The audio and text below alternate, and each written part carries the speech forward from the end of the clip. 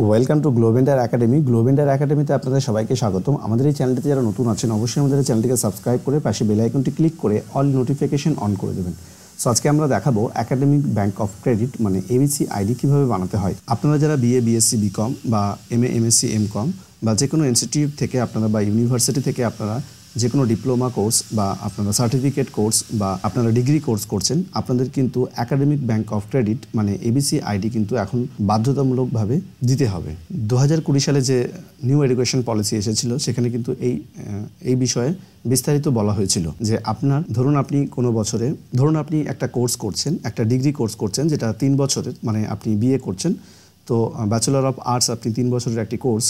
সেক্ষেত্রে আগে কি হতো, যদি আপনি একটা বছর পড়ার পরে আপনি ছেড়ে দিতেন, পড়াটা কন্টিনিউ করতে কোনো কারণে না পারলে আপনার কিন্তু সেই ক্রেডিটটা জমা থাকতো না। এখন কিন্তু আপনার এই ক্রেডিট মানে একাডেমিক ব্যাংক অফ ক্রেডিটে আপনার কিন্তু সেই 1 বছরের ক্রেডিটটা কিন্তু জমা থাকবে।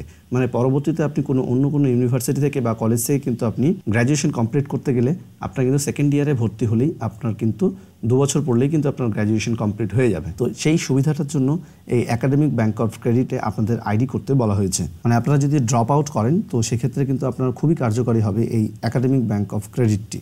তো এটা কিভাবে বানাতে হয়, তো প্রথমে আপনাকে মাই অ্যাকাউন্টে যেতে হবে। এখানে যাওয়ার পরে আপনাকে স্টুডেন্টে যেতে হবে। এখানে যদি আপনার ডিজিলকারে অ্যাকাউন্ট থাকে তাহলে আপনি মোবাইল নাম্বার পিন দিয়ে সাইন ইন করতে পারেন।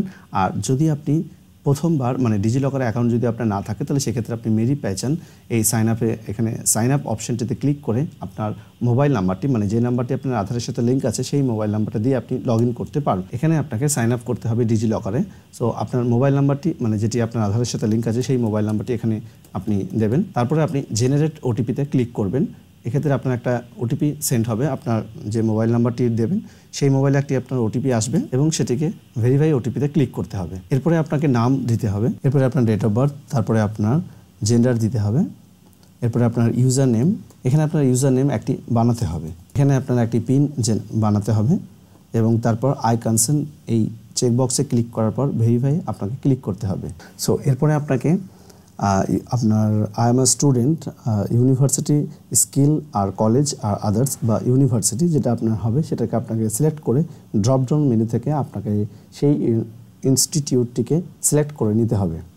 তারপর আপনাকে সাবমিট করতে হবে। এখানে দেখতে পাচ্ছেন যে ABC student account created. So আপনার এবিসি আইডি জেনারেট হয়ে গেছে।